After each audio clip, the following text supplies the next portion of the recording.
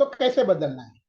Okay, तो घर का वातावरण कैसे बदलता है मैं आपको बताता हूँ। सबसे पहले आप वो सब चीजें करना चालू करो जो आप अपने बच्चों से करवाना चाहते हो। अगर मैं ही खुश नहीं रहता हूं, मैं ही अगर अपने संस्कारों को, अपने वैदिक संस्कृति को फॉलो नहीं करता हूं, तो मेरे बच्चे क्यों करेंगे? नहीं करेंगे। मैं अगर भगवत गीता नहीं पढ़ता हूं तो मेरे बच्चे क्यों पढ़ेंगे? नहीं पढ़ेंगे। मैं अगर शांति से ध्यान नहीं करता हूं तो मेरे बच्चे भी नहीं करेंगे। मैं गुस्सा करता हूं तो बच्चे भी गुस्सा करेंगे। तो सबसे पहले आपके स्वभाव को समझो, आपके बच्चों के स्वभाव को समझो। अभी बहुत सारे माता पिता मुझे पूछ रहे थे कि कैसे पता चलता है कि मेरे बच्चे का नेचर गुस्से वाला क्यों बनते जा रहा है? क्या इसे मंगल का मंत्र बोलाना चाहिए, या ये इसे कौन सा वाइब्रेशंस की कमी है जिसके वजह से ये गुस्से वाला बनते जा रहा है? या मेरी बेटी इतना ज्यादा रोती क्यों है? या मेरा बच्चा बातें क्यों नहीं करता है, लोगों से शर्माता क्यों है? ये कैसे पता चलता है कि मेरे बच्चे का स्वभाव कैसा है? देखो, बच्चे का स्वभाव जो है वही स्वभाव उसको अलग अलग तकलीफों का सामना करवाएगा। मैं आपको एग्जांपल देता हूँ। अगर आपके बच्चे डरने लगते हैं, टीचर से खुल के बात नहीं करते हैं, अगर कुछ जैसे कि बाथरूम जाना है लेकिन बोलने में भी उसको डर लग रहा है, और वो अपनी बाथरूम को रोक रहा है और बोल नहीं पा रहा है खुल के, तो उसका स्वभाव ऐसा बनते जाएगा कि वो खुल के बात नहीं कर पाएगा, अपनी आवाज को दबाएगा, अपनी भावनाओं को दबाएगा। और यही नेचर के वजह से वो दुनिया के सामने झुक कर रहेगा। लोग उसको दबाएंगे, खुल के जिंदगी नहीं जिएगा, घुट घुट के जिएगा।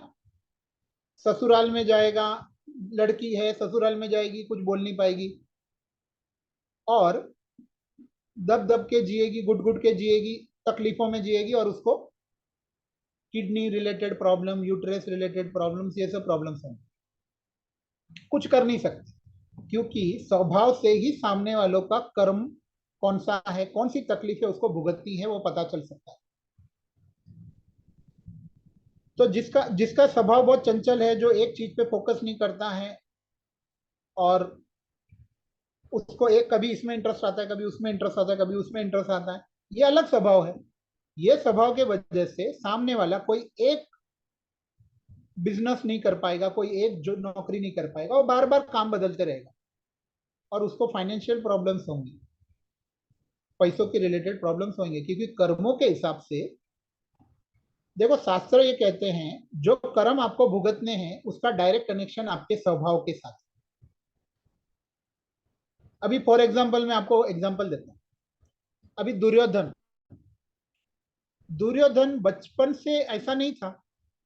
छोटा था तभी उसके मामा ने उसको बोला, उसके दिमाग में कचरा भरा, जहर भरा, कि सब कुछ तेरा है, पांडवों का कुछ नहीं, सब तेरा है। तेरे पिताजी के साथ अन्याय हुआ क्योंकि वो अंधे थे, और तेरे साथ भी अन्याय होगा, सब तेरा है। तो उसके अंदर ये जहर किसने भरा? मामा ने। तो धीरे धीरे वो दुर्योधन का स्वभाव कैसे बनते गया? स्वार्थी, कि सब कुछ मेरा है, और अगर मेरी चीज मुझे नहीं मिलेगी तो मुझे गुस्सा आएगा, है कि नहीं? और उसके पापा ने दुर्योधन की हर गलत चीज में उसको सपोर्ट किया। आपके घर में भी आप देखो, आप उसको डांटोगे तो कोई ना कोई आके उसको मस्का मारेगा, उसको सपोर्ट करेगा, उसकी बुरी चीज में उसको, उसका उसकी बुरी आदतों में भी लोग आके बोलते हैं कि नहीं नहीं, इसको डांटो मत, ये तो मेरा लाडला बेटा है। तो दुर्योधन के पापा भी वैसे ही थे, धृतराष्ट्र। तो दुर्योधन बिगड़ते गया, बिगड़ते गया, बिगड़ते गया, बिगड़ते गया, और सोचो कितने बुरे कर्म किए होंगे उस व्यक्ति ने। महाभारत में 10 लाख लोग मर गए, 10 लाख से ज्यादा लोग मरे थे महाभारत के युद्ध में। और सैनिक जो मर रहे थे, उनके छोटे बच्चे और उनकी बीवी को कितना बुरा लगा होगा। आपको पता है भगवान कृष्ण ने दुर्योधन को बोला था कि तू 5 गांव दे दे, छोटे से 5 गांव दे दे, पांडवों को मैं मना लूंगा, ये युद्ध नहीं होगा, और इतना विनाश रुक जाएगा। लेकिन जो अहंकारी व्यक्ति है, उसका स्वभाव इतना बुरा हो गया क्यों बोलता है कि मैं 5 उंगली जितनी जमीन भी नहीं दूंगा? उसके वजह से चाहे उसके लिए 10 लाख लोग मरेंगे तो मुझे कुछ फर्क नहीं पड़ता, सोचो।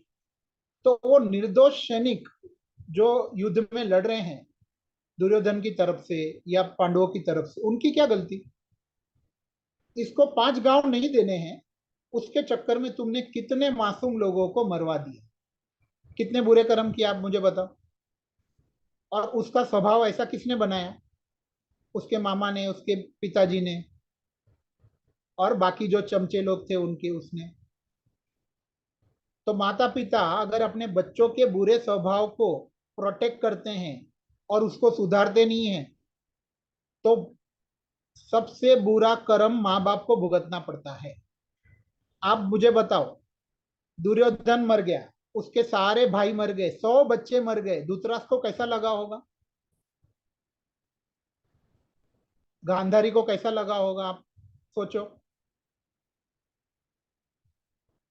अगर किसी की बेटी किसी की बातों में आकर घर छोड़ के भाग जाती है, माँ बाप को छोड़ के, तो तकलीफ किसको होगी? पूरी जिंदगी माँ दुख में जिएगी, पूरी जिंदगी बाप दुनिया के सामने नहीं जा पाएगा। तो बेटी को संस्कार देने का काम किसका है? माँ बाप का है ना।